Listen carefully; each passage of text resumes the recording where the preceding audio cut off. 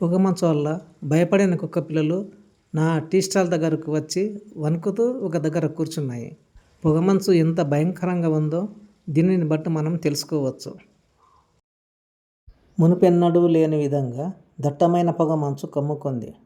సూర్యుడు కూడా అంతంత మాత్రమే ఉన్నాడు. నా కుక్కలు పొగమంచులో కూడా ఆడుకుంటున్నాయి. వాటికి చలి లేదు, భయము లేదు. కానీ మనుషులకు మాత్రము భయం పుట్టుకొచ్చింది.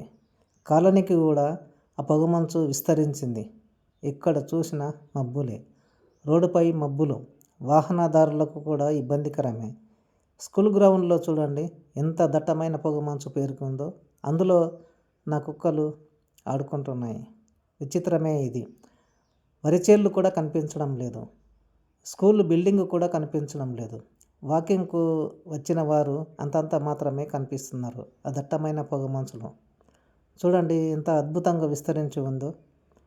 ఇది ప్రకృతి మాయ, మహా అద్భుతం అనిపిస్తుంది. ఎన్నడూ లేని విధంగా జరగడం మాకైతే ఆశ్చర్యకరమే అనిపించింది. చూడండి కుక్కలు మాత్రం పొగమంచును కూడా లెక్క చేయడం లేదు.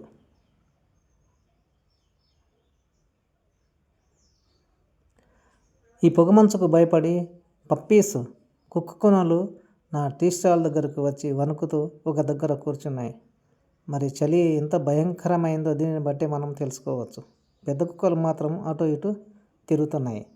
తల్లి కుక్క కూడా వాటికి తోడుగా ఉండాలని బయట కూర్చుంది. ఈ రోడ్డుపై చూడండి పొగమంచు అలానే అమ్ముకుంది. నాటు వేసే కూలీలు చలిమంటలు కాపుకుంటున్నారు. యువకులు నిలబడి ఉన్నారు.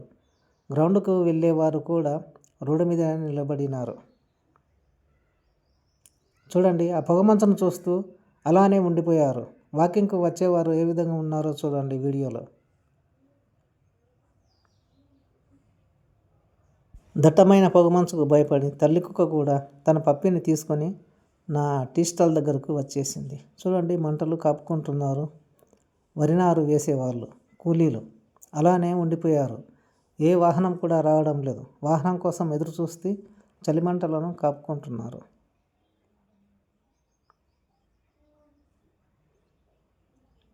సూర్యుడు కూడా అంతంత మాత్రమే తన వెలుగును ఇచ్చాడు. చూడండి ఎంత దట్టంగా విస్తరించి ఉందో. బయటికి పోవాలంటేనే భయమే అనిపిస్తుంది. రోడ్డు మొత్తం కూడా పొగమంచుతో కప్పబడి ఉంది.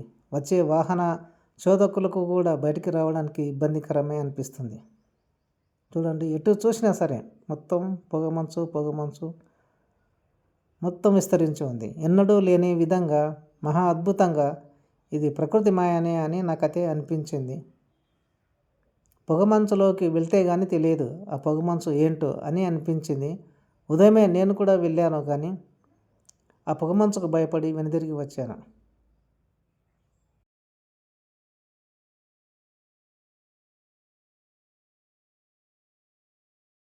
రెండు గంటల పాటు పొగమంచు అలానే నిలిచి ఉంది.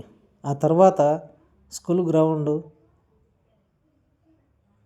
దాని పక్కనే వేసిన వరిచేళ్ళు కూడా పచ్చగా కనిపించాయి. అందరూ కూడా ఊపిరి పీల్చుకున్నారు.